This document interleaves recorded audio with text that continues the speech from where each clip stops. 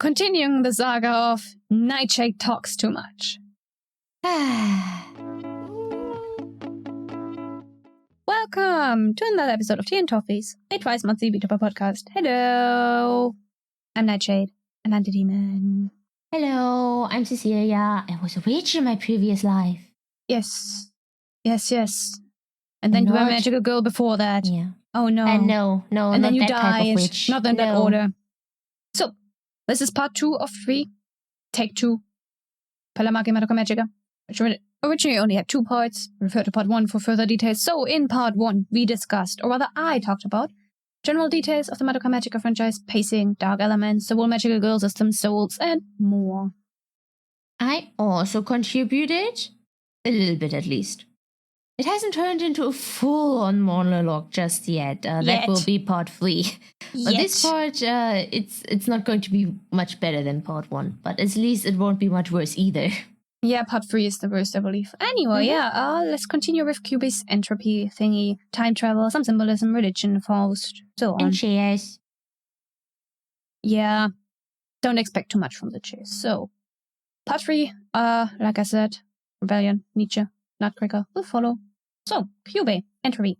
Kyubey. You could write it as a Q and a B. Kyubey. Kyubey. Also, incubator. Yes, don't make me think of Pokemon. But yeah, it's funny that the name is actually part of it. So, what is Kyubey's goal? To destroy the universe? No, actually to keep the universe alive. It's to push the heat death of the universe back a little bit by collecting energy from strong emotions. It's sci-fi physics. Physics. Yes. So, I believe you humans learn about entropy in school under thermodynamics. So it's basically disorder, and I'm not going to go further into that. You should know what it is if you went to school. So, energy is there. It exists. We can't create it. We can't lose it. We can only convert it into different forms. The problem starts with irreversible conversions. So, yeah, the problem Kyubey describes lies in all energy eventually being converted into a useless state, a state that you humans and the rest of the universe can't really convert anymore into something they can make use of, right? Yes. The heat death of the universe is a theory that is actually not about death by heat. You can also call it a big freeze. The term heat death is a bit misleading in that regard. It depends on the definition you use. And I will insert a Wikipedia quote here. In thermodynamics, heat is the thermal energy transferred between systems due to a temperature difference. The units joule and watt are commonly used and not like degrees Celsius or Fahrenheit, which this, why Americans? Why? Funny that. Wikipedia quotes. Yes. Yeah. It's just state of maximum entropy that's bound to happen eventually, unless something else destroys the universe first. Like the Big Crunch. A void cat going nom nom nom? More like universe collapsing in on itself. Oh. Not the crunch of like crunchy eating, but different Crunchy kind bone? of crunch. Just universe collapsing in on itself. Anyway, all this stuff is on the internet. In your physics books.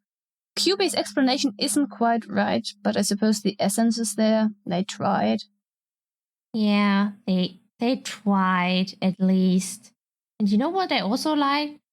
Which I think maybe it would have fit better with last episode, but I like the comparison we get in the episode where Kyubey explains all this sci-fi physics stuff to livestock and how Kyubey treats humans and how humans treat livestock.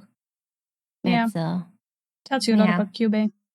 Also goes along with the whole consent issue and fine print not being mentioned, and At least they acknowledge that humans are sentient beings, not just livestock. But they do not commit fully to consent. I will say it again. I will say it as often as it needs to be said. The absence of a no is not a yes. And if you do not fully give, if you do not give them the full picture, the fine print, all the information, then their acceptance of a contract with you is not a yes. It's not valid. It's not valid. Consent. Anyway. Consent. Yeah, we went into that a bit last episode. Kyubey is, over the course of the show, slowly but steadily revealed to be a being that functions on a different set of values and morals compared to humans. Kyubey is an alien, probably a hive mind sort of alien. It thinks emotions are a mental disease. It constantly lies and lies and lies, and then pretends it simply left things out for its own convenience and because no one asked. Kyubey literally pretends to be a helpless, pitiful thing at the beginning, when there's a seemingly endless supply of Kyubeys out there. All for the purpose of making young girls form a contract, eventually turn into witches and release a lot of energy. Although, Kyubey does actually have strict rules. Like, not being allowed to suggest wishes, even though that would benefit it especially in Madoka's case. There's a theory that Kyubey wasn't allowed to reject Madoka's wish as well, even though that wish literally turned out it turned an incredibly useful system into a less profitable one, making it a wish the Kyubey wouldn't want to fulfill. But it probably had no choice. Yeah, probably. We don't know much about Kyubey's rules and stuff, but the hints are there. It's getting hinted at. Yeah, so magical girls forming contracts. If we were to give our consent, what would we wish for if we could have anything in the world magically granted? I think it's easy for us to actually answer because you would want freedom, and no, not what the US Americans think of as freedom. Am I right? Yes, of course you are. Absolute freedom. No consequences. And I would want my witch powers back, obviously. I mean, I didn't have them in the first place in this life, but only in my previous one. But I want witch powers. End of story.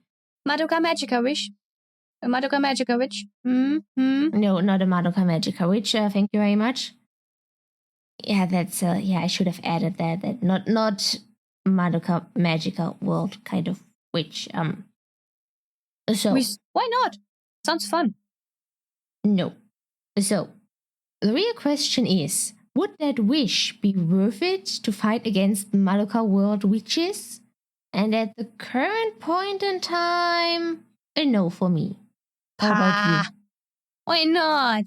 Fun. Fun. Okay, yeah.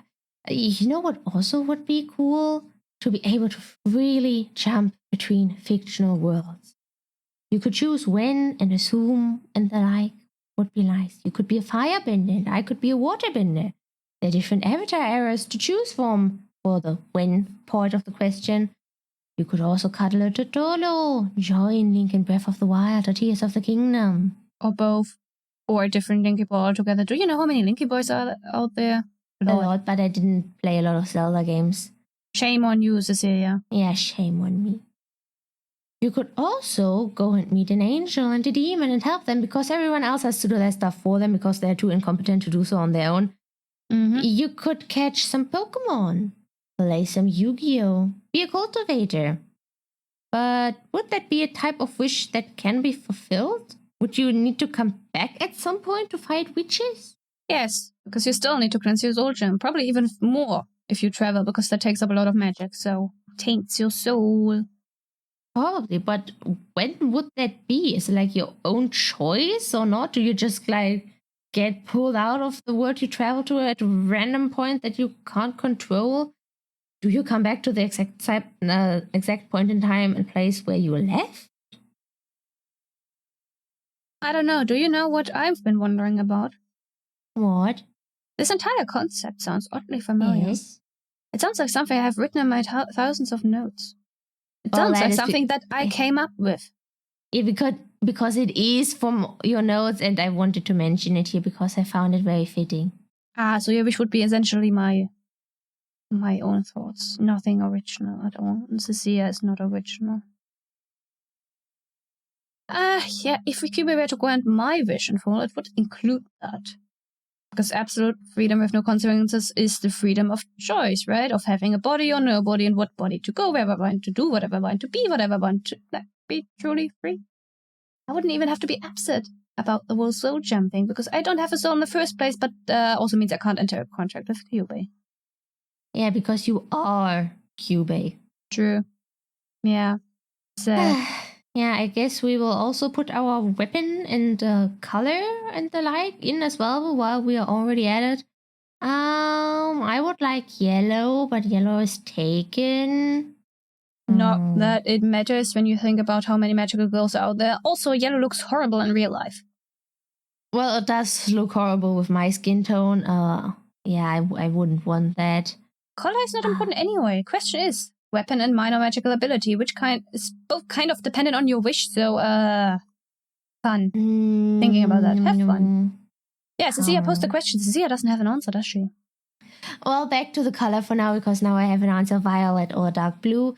Similar to one of the girls that you showed me previously. Design-wise, you mean? Yeah. This one? Yes, and this one. Okay. Yeah, that's color design. Weapon? Magic. No idea. Absolutely no idea. I don't know how to use any weapons after all. It's like, but I do like the idea of fire fans that you told me about. For context, I told Cecilia a bit about the Magia Record anime when I watched it. Which would be Magia Records Yui on this one. Yeah, fire fans. But I don't think fire would really be my style. So maybe sharp cutting winds? Because summoning water and cutting people with it is a bit Only firebenders can summon their own. Yeah, only firebenders can summon their own element after all. And light can only blind and not do anything physical damage. So wind. I would be a lady wind master. You're the only person who would have like 3 main DPS with water in a world where you have 7 elements. I only have 2 main DPS with hydro. Thank you very much. Well, you have a third one. You just don't utilize them as a main DPS. So I have a third one. Anyway, you would have to be a very a magical girl with very good potential for that to work, and also somehow withstand the backlash from a fan like that. Yeah, maybe have little throwing knives come out of the fan? You know, this sounds an awful lot like Naruto's Temari. Who? Have you met that person yet? I don't know. I think you did, because I'm not sure how far you are into Naruto, but she first appears with the Chunin exams. So I suppose technically I should have met her. Yeah. Yeah, anyways, what about you, neitshayd? What would your weapon be and minor magical ability?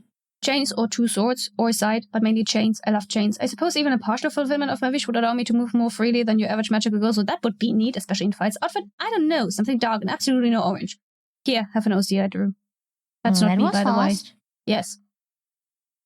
I mean, my wish to have witch powers back, not Madoka Magica witch kind powers, but like witch powers.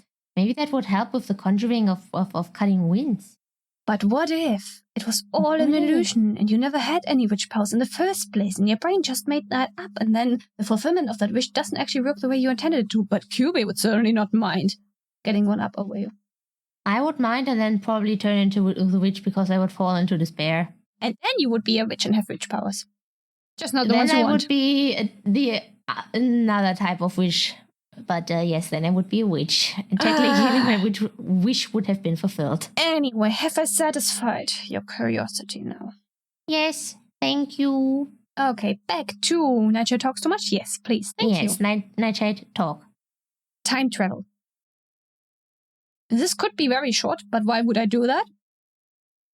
Because Kyubey does basically explain it at the beginning of episode 11, doesn't he? Doesn't it? Doesn't they? Don't they? They. But we will build up to that. Please bear with me for a bit. It's just, some people might not quite get what is going on. Maybe or not. Or I just like building up to it instead of just putting a check mark and moving on. You know, so. Time Magic and Madoka Magica, is it pretty straightforward? It seems to be pretty straightforward. Things get muddled and complicated later on, but Homura can stop time for everything that doesn't directly touch her.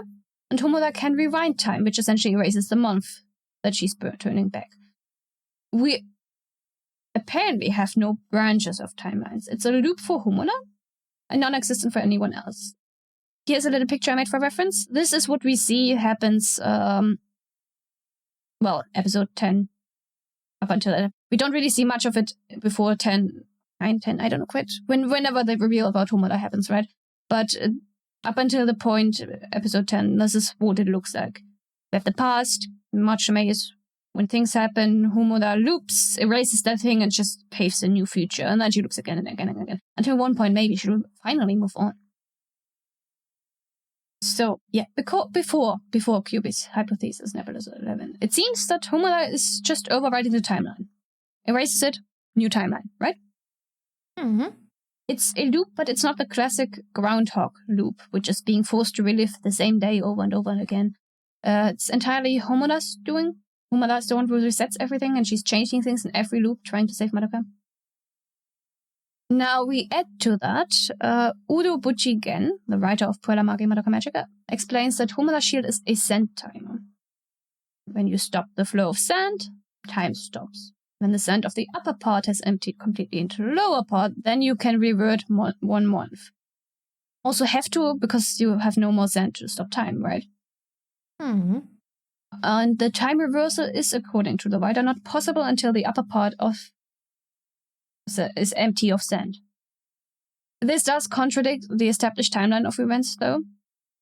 Because one, they happen from the 16th of March, as seen on Homura's calendar in the hospital, to the 1st of May, which is a month and a half, not 1 month. And if it were truly a month, almost 100 loops wouldn't equal to roughly 12 years, which is what happens with a month and a half. It would be only about 8 years for Homura. Still a lot of time, though. Still, yeah. Homura returns to the 16th of March, transfers to the school on the 25th of March. Madoka makes a wish at one point between that. If she does not get hindered by making a wish from Homura, right? Mm-hmm. Which is how we can see in the early loops Madoka already being a magical girl, and later Homura preventing her, because it happens between her traveling back and her coming to school, where she meets Madoka for the first time officially. And it all ends with Walpurgisnacht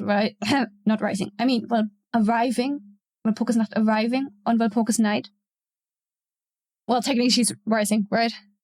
She's rising on Walpurgisnight. And Walpurgisnight is, if you're assuming it's the same as in our universe, the night from the 13th of April to the 1st of May. Wouldn't make sense to have her appear on a different day, right? Mm-hmm. In that same magazine interview, the writer also said he did not think the mechanics of the reversal through completely, so yeah. Another point that doesn't really fit is, like, how does she make sure that, like a time magic, that she still has enough sand to fight Walpurgisnacht? Difficult. But then it's exactly empty when Madoka dies or she fails and she has to turn back. It's like, you would have to time that very precisely on Homura's part, which is weird. Yeah. Also, he said that it's like the world splits, creating parallel worlds, which, let me correct my image, would look like this, which is of course not what happens, but that's what we're building off on for now. This would fit with the ending of the Magi record anime, actually. At the very end, we see we have a shot of Homura disappearing. So Homura is looping back, but the timeline of the Magi record anime is set in that the anime set in. That one doesn't disappear. At least that's what it looks like from that perspective, right? Only Homura disappears, traveling to a different timeline, presumably replacing the timelines, Homura's consciousness and memories. Doesn't quite fit with Madoka's karma thing. We'll get into that in a second. But yeah, Madoka's dream from episode 1 could then also be what happened in one of the parallel timelines, rather than something that happened in the previous one. It's, yeah. So now we get, it's like basically what the writer said doesn't quite fit in and all that. It does to a certain degree with the parallel timelines. Now, episode 11. Kyubey theorizes, that's important, he, she, it, they, it. That's it, call it an it. Doesn't deserve to have proper pronouns. So Kyubey theorizes that Homura resets the timeline. That would mean future race, right? Like our original wrote. But also, Kyubey continues that she inadvertently caused multiple timelines to converge together and center them all on Kaname Madoka. So all the threads of fate end up linking to the Madoka of the current timeline. I'm gonna update my image once more. The one you see is not the one we're gonna end up because it's not quite correct. But the audience will see the correct one. So, it's similar to the first one, but different. We combine the first theory with what the writer said about splitting timelines. This means, as Kyubey theorized, that with each new loop, Madoka from the new timeline gets merged with the previous one, or at least her karma does. And that is how karmic destiny accumulates, merging, right? The sign does not apply to anyone else because it is Homura's wish and Homura's desperate struggles revolving around Madoka and Madoka alone that are the driving force behind the entire time travel and also the merging. And all is centered about Homura wishing for Madoka. But if the timelines all merge together, then why does Homura disappear in the Magi record anime? I don't know. We don't know. It's also like really hard to draw this in a way that makes sense. That's why my original picture is not quite.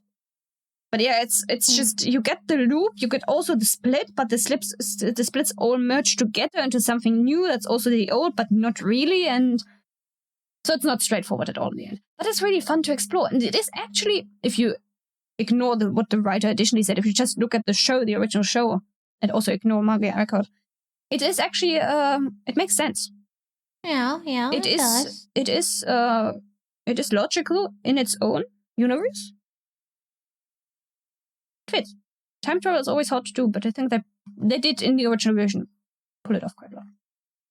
They were also intentionally a bit vague about it, and in the end, Kyubey's theory is still only a theory, right? No confirmation.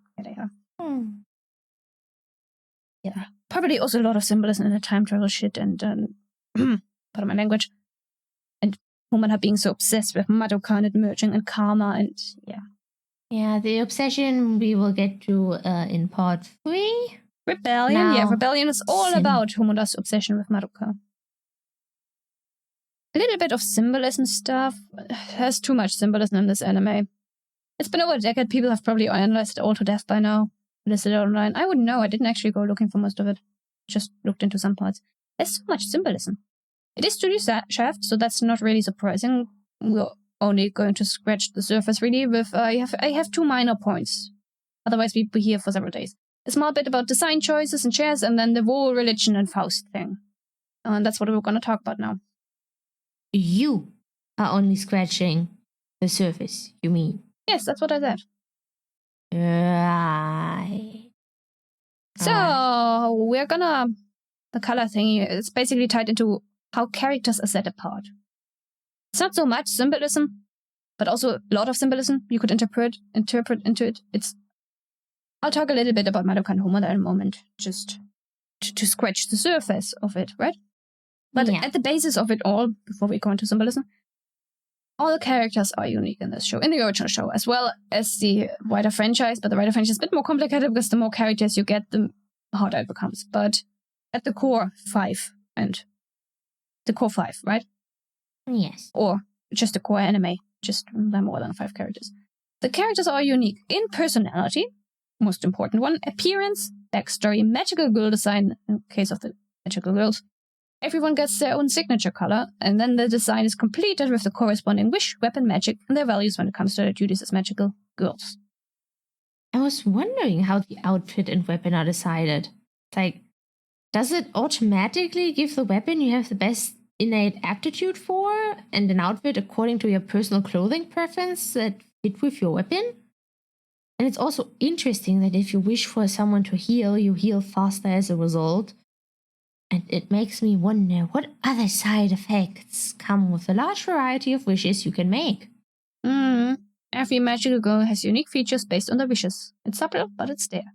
And the wishes as well. Let's take Homura, for example. For one, her outfit design is funny because it has 2 sides to it. Original Homura becomes a magical girl, and her outfit is very plain looking because she's a plain girl, right? And a bit shy, not really. Right. Except for the heels. But yeah, generally, you can just the way she wears her outfit as in her original persona is very plain. And then same outfit, same person, just add a couple hundred loops. She's a very confident, dark personality, very set on her goal. Nothing will prevent her from helping, from reaching that goal. Well, everything's preventing her from it, but she's trying very hard, right? She's confident. She's dark and kind of mature. Obviously, she's kind of 12 years older now. Yes. 8 to 12 years. And it's like same outfit, completely different impression you get, which is very, very interesting. They did well. Also, she wanted to redo her first meeting with Madoka and protect Madoka, so she got a time manipulation shield. Ah, yes.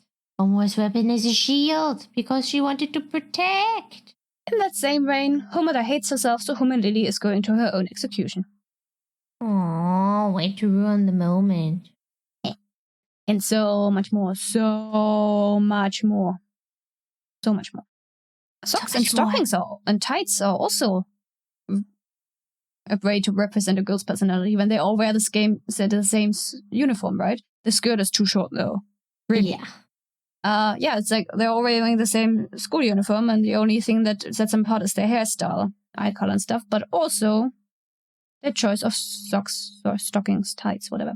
Madoka got the innocent white overknees that every protagonist should have. Homura got the mysterious black tights, at least in her later looks, because she originally, fitting for her character then, right? She originally goes with the standard knee-high socks. Sayaka got the standard knee-high socks, as does Kyoko in Rebellion when she wears the uniform. Mami got normal tights with cute white shoes, which is interesting. She's the only one who wears different kind of shoes. She's also not in the same year as the rest of the girls. Yeah, you know what? Mami reminds me of that one Sanrio character. What was the name again? Pom Pom Pudding? Mami reminds me of Pom Pom Pudding.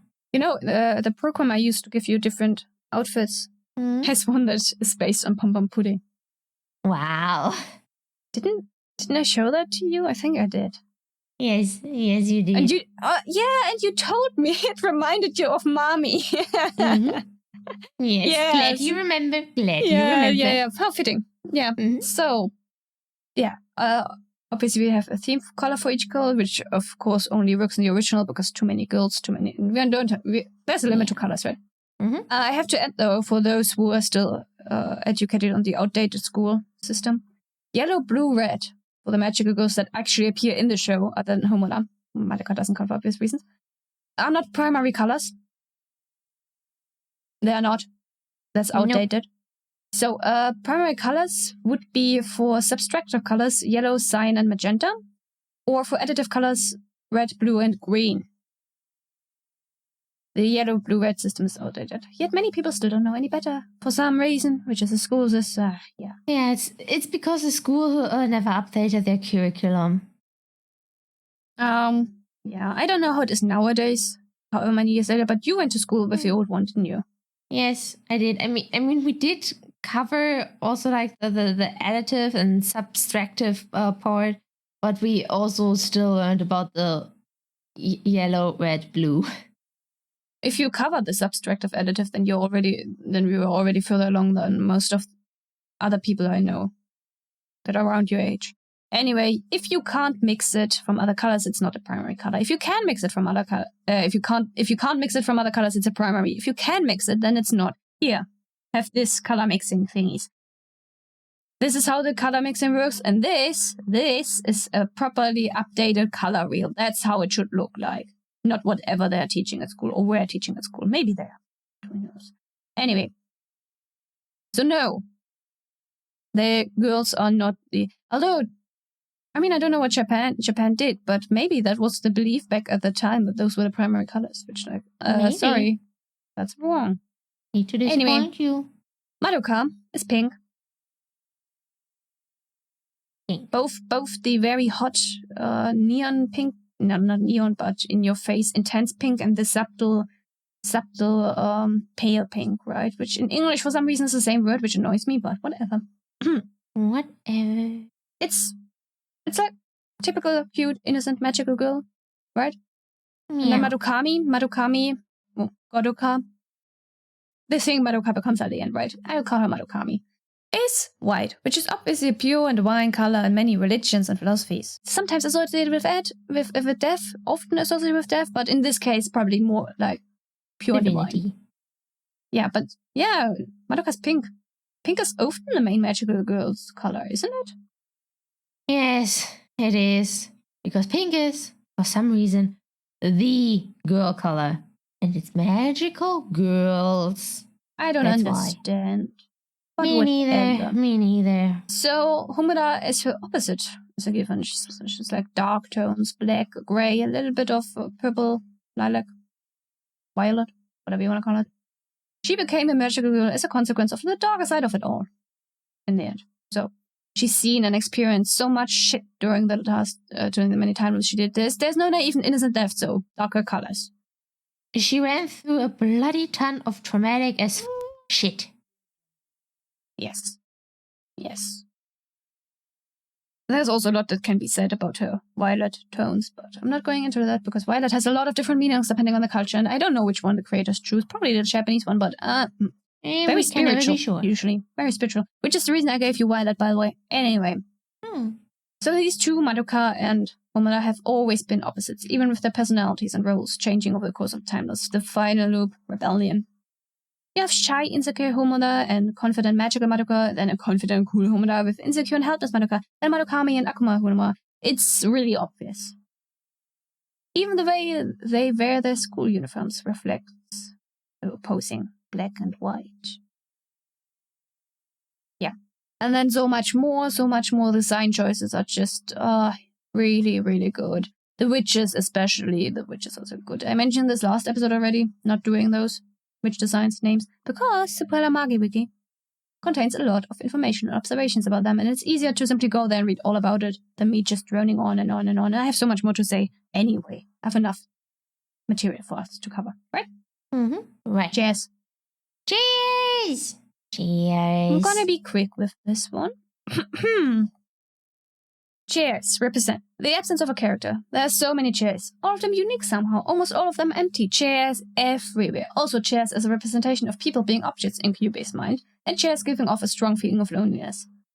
It's also a reference to Bokudano, which I haven't read nor seen, so I cannot add to that, but I'm sure others have done so. Appears to be a mecha anime manga from the 2000s that deconstructs the genre, similar to Puella Magi Madoka Magica, which Bokudano was not from Studio Shaft, by the way. I did find a quote on the Internet Movie Database, which I'm just going to quote that because I think it, from what I've gathered, summarizes very well what the chairs are for. The chairs in Bokudano are reflections of the personalities of the selected pilots, or their mechas, drawn from their memories and manifested in the robot's cockpit. After a pilot dies, their vacant remains, which fits what I said earlier. That's like the absence of people. Just, someone's there, now they're not anymore. Monogatari series, also from Studio Shaft, also has way too many chairs. It's a real thing. So yeah, chairs represent the absence of people. And like I said, maybe also Kyubey viewing people as objects. Okay. There's so many chairs. Yes, lots of chairs. Now, for the last section, a longer section, which was originally only religion, but Faust sneaked in there. Sneaky. Religion. Well, the prevalent one for Japanese culture would be Buddhism, although Puella Magi Madoka Magica has been interpreted to have many references to Christianity as well, what with the angel-like look of Madokami. Oh yeah, I was wondering earlier, what was her real name? Ultimate Madoka is the one, but we didn't get that for a long time, so fans just called her Madokami or Madoka, but Madokami. She's called Ultimate Madoka. Anyway, Kyuko's backstory got lots of references for religion. Faust. Yeah. Can we count that as religion? I wouldn't say so, no. But yeah, Faust is directly quoted in the background for the first two episodes, and referenced throughout the rest. Which, it's Goethe's version. Goethe? How do you pronounce that in English? Goethe actually changed some moral lessons from the original. And Madoka's witch is named Gretchen, after the character Margarete, that Goethe incorporated in his Faust from another folktale. Yeah, I remember the Gretchen-Frage. Wait, Gretchen wasn't originally part of Faust? Wait. Faust is not originally from Goethe? Nope. Goethe changed quite a bit from the original. Like I said, the moral lesson overall changed quite a bit. Gretchen was not part of it. School didn't teach me that part. That was part of your literature German class thingy, wasn't it? Yeah. Why do people learn that in school? Why do they have to? Anyway, I'm not going into Faust, actually. I read it. It's literature. Same. I read it. It's literature. Kyubey is Mephistopheles. Homura is Faust, who fervently pursues Gretchen. Faust is responsible for her going mad, ultimately, he is saved by her after his death, when she saves his soul from hell and the devil and brings it to heaven. You can see the parallels. Yeah. Madoka's witch is literally called Gretchen. Of course, Madoka would be Gretchen. Other people have gone more into details, I'm sure. But I have to mention part of Faust Walpurgisnacht. Yes, please. Definition. Oh, we're doing the... Okay. Let me...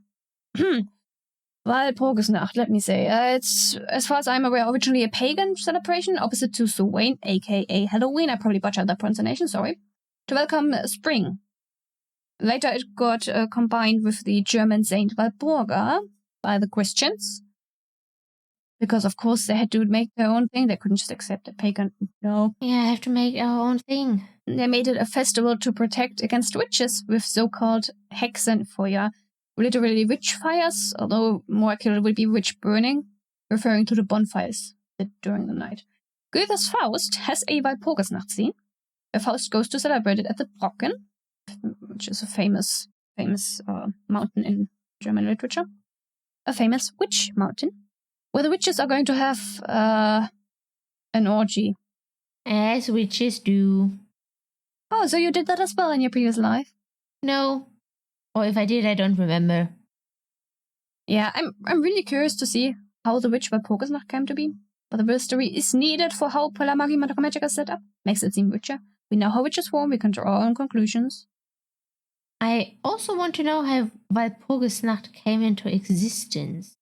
Considering the film we're still eagerly waiting for is called Walpurgisnacht Rising, she will probably be a central theme of that. Yeah, probably. Hopefully they tell me and answer my question. No, they shouldn't. No, that's just... I want this to be a noodle incident. A noodle incident. Yes. Yeah. Rebellion. Whereas the series is often said to be a parallel to Faust, Rebellion is often said to be a parallel to John Milton's Paradise Lost. I disagree. I also don't feel like going into it. So I will never know why. Well, have you read Paradise Lost? Because I have. No, I haven't. Maybe for another day. But nah, I don't wanna. Nah. Anyway, but we're not talking about rebellion. So, Buddhism? Religion. Buddhism. Kyubey directly mentions karma in association with Madoka's potential as a result of homeless time travels. Let's see, what are the keywords for Buddhism? Suffering, samsara, rinna, nirvana, bodhisattva, tengu. Don't know why the tengu is in there, but apparently it is also to do with Buddhism. In Japan, the Rinne Tensei, and yes, I know that's also jutsu in Naruto. I know. The Rinne Tensei is based on the concept of samsara, which in turn is the cycle of rebirth and reincarnation in Buddhism. So it's the Japanese version of the cycle of rebirth and reincarnation, right? Right. It is very prevalent in Japanese. Makes more sense than Christianity. Or parallels, which is why I'm touching on those instead. So I've touched on the fundamentals of Buddhism in our Kung Fu Panda episode to complete the 3 big philosophies of China. That would be Taoism, also called Taoism, and Confucianism, established by a Chinese who was actually not named Confucius. I keep being astonished by that fact. As do other people when you tell them that. Like me. Yeah, his name was not Confucius. He was Chinese. So, the suffering cycle of birth, death, rebirth can for both Rinne Tensei and Samsara only be broken by reaching enlightenment. Only then can you reach nirvana. Rebirth, in this case, does not necessarily mean being reborn as a human, or even being reborn in this world. There's like 6 realms or so. That's a lot of realms. So, some of them are hell realms, considered as hell. Someone who is on the path to enlightenment, to becoming a Buddha, which is an enlightened person, is called a bodhisattva. Either they will steadily go down that path and find enlightenment, or they will intentionally stay on the path to help others reach enlightenment. The latter is where we can draw parallels to Madokami's role as the law of cycles in the world she has rewritten, which, going by rebellion, Madokami possibly consists of the law of cycles and the identity Kanami Madoka, the latter being what Homura broke off. That is just a theory, though. I believe people often compare Madoka to the bodhisattva Guanyin. In Japanese, she's called Kanon. She is the goddess of mercy and compassion, who is worshipped in Buddhism, Confucianism, and Taoism. Generally extremely popular, very fitting. Yeah, Might have been a man at one point, or is a man in some versions. I cannot pronounce that name. I will put it on screen. I have no idea how to pronounce that. Avalokiteshvara? No. Probably butchered that a lot. No idea. Anyway, all bodhisattvas have some non-binary gender fluidity going on. That is pretty cool. I like that aspect of Buddhism. Guanyin represents unconditional love, is often seen as a savior for even those that have accumulated too much negative karma. Can, with her help, achieve enlightenment, can find salvation through his or her grace. Their grace? So, Madoka is a Bodhisattva. Bodhisattva? Mm-hmm. What more does that make? Pronunciations, you know? Pronunciation to be difficult, especially English is but other languages yes. as well. So what does that make Formula? This is when the Tengu comes in. I still don't know why the Tengu connects. Wait, I wrote that down. Never mind. The Tengu. Yes. See this picture for reference? Yes. That's a Tengu. We see some parallels in Homola's demon design to a Tengu. In Japanese myths, and this is where the connection comes to Buddhism, Tengu always cause trouble, especially for monks and nuns, trying to seduce them away from the path of enlightenment. So it's a Japanese thing connected to Japanese Buddhism. And this is precisely what Homola does at the end of Rebellion, isn't it? Yeah. Seducing Madoka away from the path of enlightenment. Get out of there. I want you for myself. Nice transition for part 3, which will be our next episode. I know this one is shorter, sorry, but I just wanted to make my life easier. Yeah, it just would have been too much to combine this episode with the original audio was 1.5 hours for part 1 and 1 hour and 50 minutes for part 2. Which is a lot. It's a lot. And then the audio was giving me issues, so yeah. Anyway, until next time, you can find us on X, Twitter, Spotify, YouTube at Tea and Toffees. I also play game stuff on Saturdays with Sia joining via chat or on Twitch. Occasionally post random art on Instagram, both under neitshayd. Yeah, and if you enjoyed this episode, leave us a comment. Did you get the thing with the chairs? And all the religion stuff as well? And also like, subscribe, hit the notification bell, please and thank you. Next up, last part, Rebellion. Finally, Rebellion. This one's gonna be longer again. Yeah. Nietzsche, Nutcracker. Nietzsche sneaked in there for some reason. A lot of it is Nietzsche, but you can skip that if you just want to timestamps, you know? It's not all Nietzsche. It's not all. I have a lot to say about Rebellion itself. And Nutcracker. You have a monologue. Yeah. Until then, as always, see you. Bye.